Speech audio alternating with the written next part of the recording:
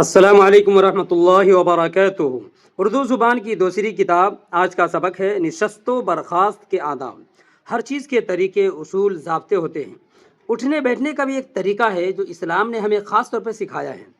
تو آج کے موضوع میں انہی خاص باتوں کو ہم سمجھیں گے۔ اچھا، القرآن ریڈنگ کے ذریعے جو کلاس دی جا رہی ہے، تو ان کلاس کی جو خاص بات ہے وہ یہ کہ کتابوں کے اندر خاص طور پر قرآن یا احادیث کا ذکر نہیں ہے، لیکن چونکہ ہمیں معلوم ہوتا ہے کہ کس موضوع سے متعلق اسلام کی تعلیمات کیا ہے، قرآن میں کیا ہے، حدیث میں کیا ہے، تو میں ان چیزوں کو ڈھونڈ کر مطالعہ کر کے آپ کے سامنے پیش کرتا ہوں۔ اللہ پاک نے ارشاد فرمایا وَلَا تَمْشِ فِي الْأَرْضِ مَرَحًا إِنَّكَ لَن تَخْرِقَ الْأَرْضَ وَلَن تَبْلُغَ الْجِبَالَ طُولًا۔ اور زمین پر اکڑ کر مت چلو، نہ تم زمین کو پھاڑ سکتے ہو اور نہ بلندی میں پہاڑوں کو پہنچ سکتے ہو۔ مطلب اس کا یہ ہے کہ اکڑ کر چلنے کے لیے ایک تو کچھ لوگ زمین پر زور زور سے پاؤں مار کر چلتے ہیں، دوسرے سینہ تان کر چلنے کی کوشش کی جاتی ہے۔ پہلی صورت کے لیے کہا گیا ہے کہ پاؤں چاہے کتنے زور سے مار لو تم زمین کو پھاڑ نہیں سکتے، اور دوسری صورت کے لیے فرمایا گیا کہ سینہ تان کر اپنا قد اونچا کرنے کی کتنی ہی کوشش کر لو تمہاری لمبائی پہاڑوں سے زیادہ نہیں ہو سکتی۔ اور اگر لمبا قد ہی فضیلت اور بڑائی کا معیار ہوتا، لیول ہوتا، اسٹیٹس ہوتا، تو پھر پہاڑوں کو تم سے افضل ہونا چاہیے تھا۔ اس لیے پروقار اور متانت کے ساتھ چلو۔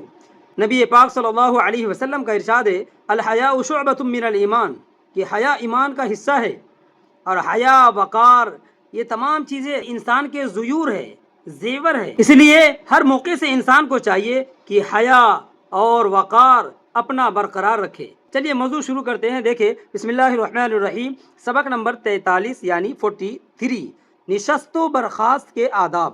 نشست کہتے ہیں بیٹھنے کو، اور برخاست کہتے ہیں اٹھنے کو۔ تو بیٹھنے اور اٹھنے کے آداب۔ یہاں پہلا گراف شروع ہو رہا ہے، چلنے میں جلد بازی ہرگز نہ کرو، بے وجہ دوڑنا، جھپٹنا چھچھورا پن ہے۔ نہ بلا وجہ کے خوب دوڑنا، جھپٹنا، اور نہ بالکل سستی کرنا، بلکہ اعتدال کے ساتھ۔ چلنے میں جلد بازی ہرگز نہ کرو، بے وجہ دوڑنا، جھپٹنا چھچھورا پن ہے، لیکن اتنی سستی بھی نہ چاہیے کہ وقت ضائع ہو۔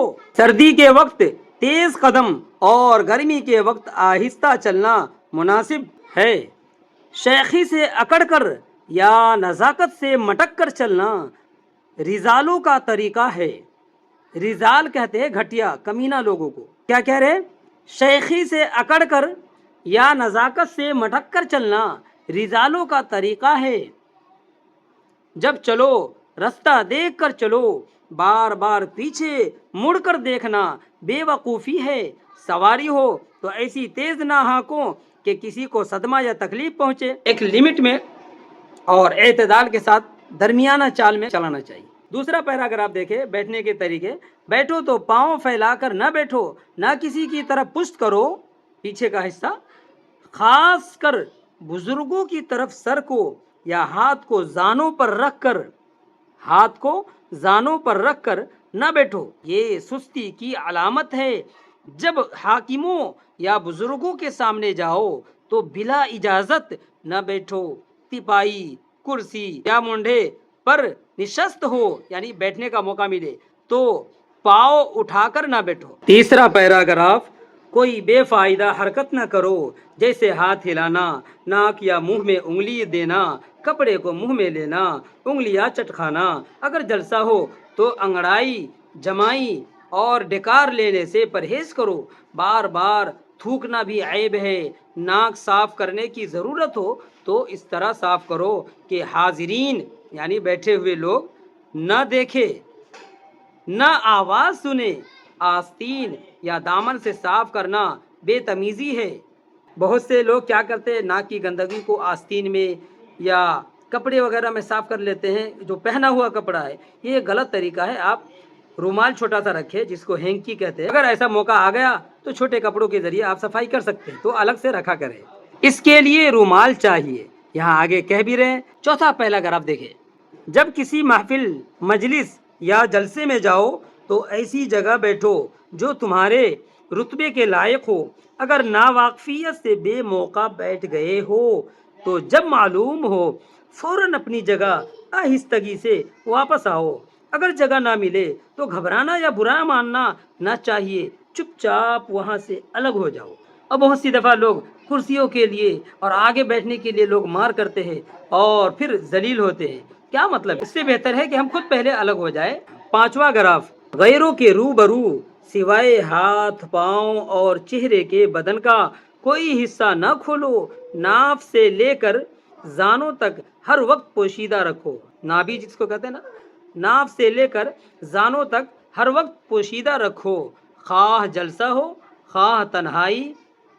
جلسہ کے معنی بیٹھک کے بھی آتے ہیں، یعنی دو چار آدمی کے ساتھ بیٹھے ہو، یہ بھی مراد ہو سکتا ہے۔ کسی بھی محفل میں بیٹھے ہو، چاہے وہ محفل چھوٹی ہو یا بڑی ہو، دو چار آدمی کی ہو یا بڑی محفل ہو، تو کیا کہہ رہے؟ خواہ جلسہ ہو خواہ تنہائی، البتہ ضرورت کے وقت مضائقہ نہیں، جیسے غسل وغیرہ۔ غرض چلنے پھرنے اٹھنے بیٹھنے میں کوئی حرکت ایسی نہ ہو جس کو دیکھ کر کوئی نفرت کرے یا کسی کو تکلیف پہنچے۔ تو کتنی پیاری بات تھی آج کے مضمون میں۔ اسی آداب سے متعلق چند مصرے اشعار لکھے گئے ہیں جس کو پوئم کہتے ہیں۔ دیکھیں کیا ہی بہترین ہے۔ ادب سے ہی انسان انسان ہے، ادب سے ہی انسان انسان ہے، ادب جو نہ سیکھے وہ حیوان ہے۔ حیوان کہتے ہیں جانور کو۔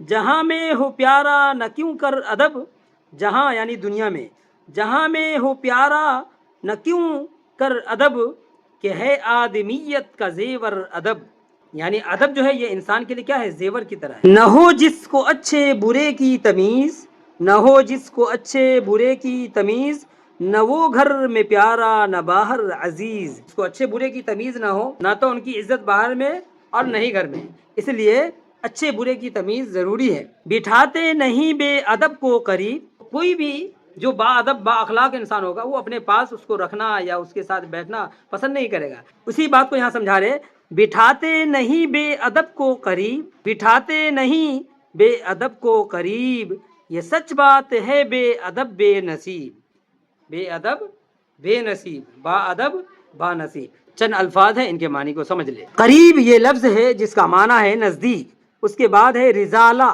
جس کا معنی ہوتا ہے کمینہ یا پست لوگ، اسی طرح یہ لفظ ہے فوراً جس کے معنی آتے ہیں اسی وقت، جلدی سے، اور یہ لفظ ہے نشست جس کا معنی ہے بیٹھنا، اور آخری لفظ ہے زانو جس کا معنی ہے گھٹنا۔